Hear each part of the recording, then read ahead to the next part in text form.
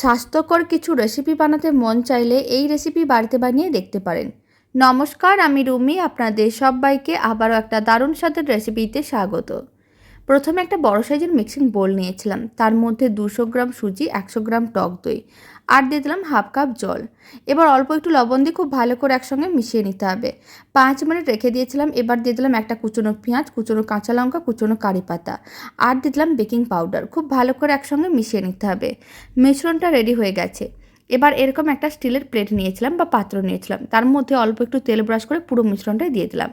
তারপর একটা কড়াইয়ের মধ্যে রেখে দিতে হবে। 7 থেকে 8 মিনিট মিডিয়াম ফ্লেমে রান্না করে নিতে হবে। আপনারা দেখুন স্টিম হয়ে গেছে। এবার ডিমোল্ড করে নেব। তার জন্য একটা হাতা দিয়ে চারিদিকে এইভাবে গোল করে ঘুরিয়ে নিতে হবে, এতে খুব সহজে ডিমোল্ড হয়ে যাবে। তারপরে এইভাবে 4 ভাগে ভাগ করে নিলাম। এখন একটা তাওয়া নিয়েছি, তার মধ্যে অল্প একটু তেল ব্রাশ করে নিয়েছিলাম আর তাওয়ার মধ্যে দিয়ে হালকা লাল করে ভেজে নিলাম।